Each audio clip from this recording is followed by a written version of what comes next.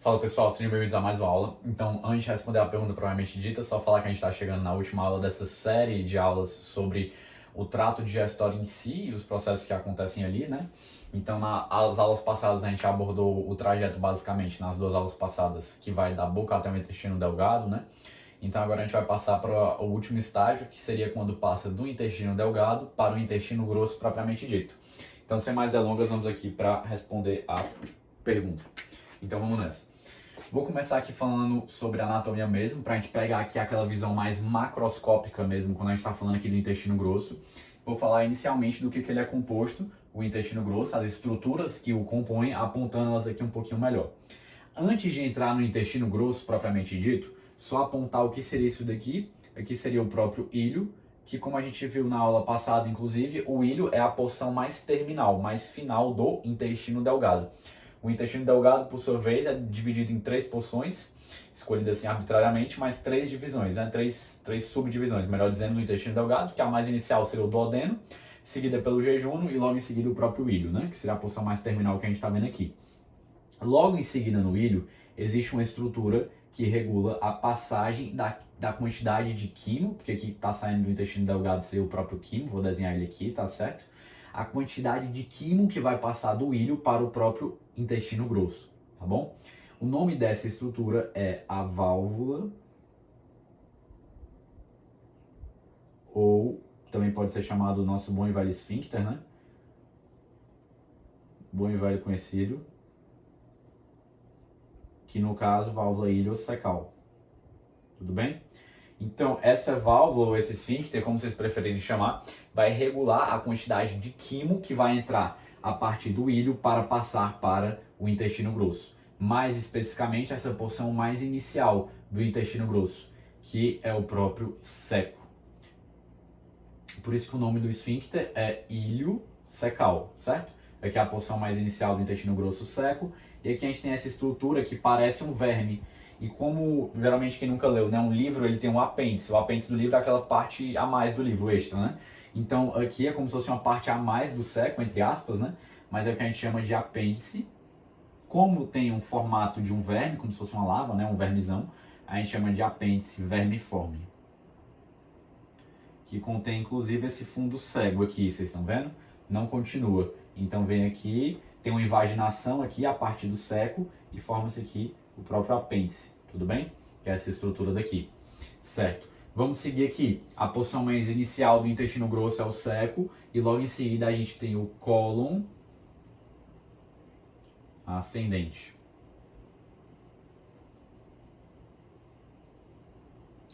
Vou colocar um asterisco aqui na palavra cólon para explicar para vocês, vocês podem ler outros livros também com a grafia de colo, tudo bem? Então eu estou usando o cólon, que é o mais utilizado pelos autores de fisiologia, mas em própria anatomia, alguns autores, o próprio Moore cita como colo, tá bom? Só para deixar isso explicado também. Mas vamos lá. Por que eu estou falando de fundamento de anatomia, né? Só explicar por que eu estou usando essa nomenclatura. Logo após o cólon ascendente, a gente encontra o cólon transverso. Após o cólon transverso, a gente encontra o cólon descendente. Após o cólon descendente, a gente encontra o quarto e último cólon, né? Dos quatro cólons que existem, que é o cólon sigmoide.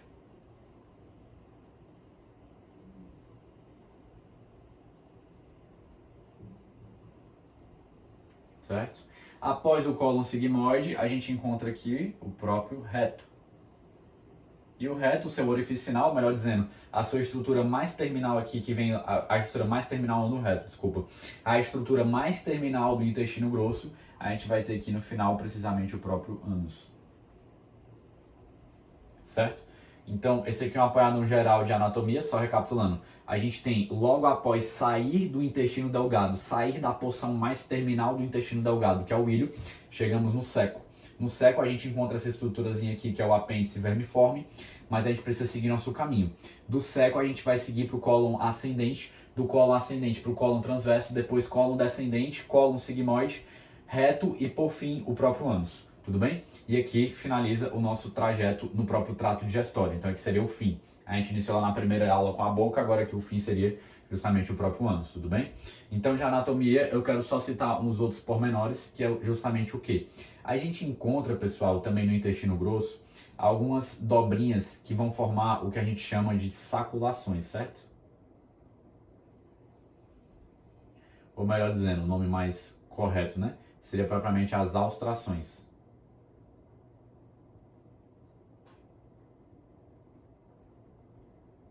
São essas bolsas que são formadas porque há determinadas pregas mesmo, tudo bem? Então essas bolsas aqui que eu estou pintando seriam as próprias austrações. Então aqui uma, né?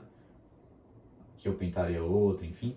Eu coloquei só algumas aqui no desenho todo para, enfim, só para explicar que existem isso. E também a gente vai ter aqui, que eu vou pintar, a tênia, tá?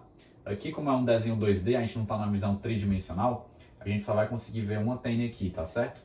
Mas a gente também deve saber que existem outras duas tênias, então há 3 tênias quando a gente está falando de intestino grosso. Aqui, quando a gente sai do cólon sigmoide para entrar no reto, essas tênias já não existem, é mais aqui o reto músculo propriamente dito. Então vai até aqui mais ou menos o próprio cólon sigmoide. E é justamente o que? Eu vou pegar um gancho aqui para falar de histologia. Mas vocês lembram que eu falei já lá na primeira aula, que quando a gente está falando de histologia do trato digestório como um todo, a gente tem aquelas 4 camadas comuns, que é justamente, vou desenhar aqui num corte transversal. Então tá aqui o tubo digestório, é como se fosse esse tubo, e eu cortei assim. Aí quando eu corto assim, corte transversal, vocês estariam vendo justamente nessa visão daqui. Então vamos nessa. Aqui estaria no corte transversal, a gente vai ter a camada mais inicial, a própria mucosa, seguida aqui pela camada da, pintar ela aqui, submucosa. Vou apagar aqui para caber. Então, pintado, vocês já sabem que é a submucosa. Aqui a gente teria a circular interna, seguida pela longitudinal externa. Mas o que acontece com a longitudinal externa? Ela não é contínua, como a gente viu em outros locais. Ela é, como eu falei que a gente tem 3 tênias, então ela é precisamente assim, ó. É uma camada mais espessa, aí aqui fica descontínua, aqui a gente vê outra, e aqui a gente vê outra. E essa aqui seria, por exemplo, a tênia que a gente estaria vendo justamente aqui nessa visão mais 2D, tudo bem? E por fim a gente teria aqui a camada serosa ou adventícia. Os autores citam que serosa é na porção mais anterior do próprio intestino grosso. Quando a gente está na visão mais posterior, só para deixar isso citado, é mais adventícia. Porque justamente a gente tem posterior o intestino grosso encostando mais em outros órgãos. Aí passa de ser chamado de serosa para adventícia e também há algumas diferenças histológicas, como eu citei, mas não quero entrar, só deixar isso aqui citado para vocês, tá bom? Não vale detalhar isso tanto aqui, porque, enfim, temos que dar seguimento na aula. Mas aqui a gente também tem outra estrutura que eu acho que é importante comentar, que é a flexura hepática. E aqui, por sua vez, a flexura esplênica. Então aqui o desenho não ficou tão fidedigno na realidade, nas flexuras, mas depois vocês podem ver nos livros que justamente ficou uma dobrinha maior, tudo bem? Então, basicamente, e de anatomia também, queria citar que a gente pode encontrar aqui umas estruturazinhas amarelas, só que eu não tenho pincel amarelo, então eu estou pintando de azul. Vou pintar só em algumas regiões, que são os próprios apêndices omentais. Tudo bem? De histologia, antes da histologia, deixa eu acabar aqui a anatomia. Então ficou faltando falar um pouquinho mais aqui do próprio reto e a porção aqui mais terminal ainda, que seria logo após o reto, que seria o ânus. Queria só citar aqui para vocês, que está pintado de preto, a presença do esfíncter anal interno e pintado de vermelho esfíncter anal externo. O interno, por sua vez, formado de músculo liso e, consequentemente, controle involuntário.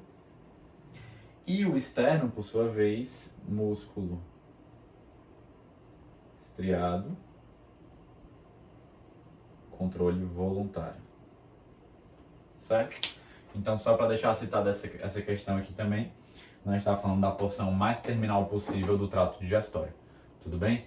Então, dito isso, fazer aqui só um finalzinho falando um pouquinho de histologia só, que seria exatamente o quê? Então, vou pegar aqui e dar um zoom maior ainda na camada mucosa, tá bom? Nós estamos falando aqui da região do intestino grosso. Na camada mucosa, o que a gente vai encontrar? Eu só queria citar, pessoal, que a gente pode encontrar, vou desenhar aqui rapidamente.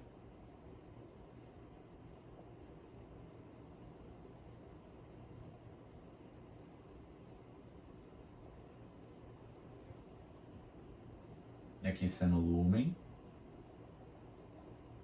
A gente pode encontrar as criptas de Lieberkühn,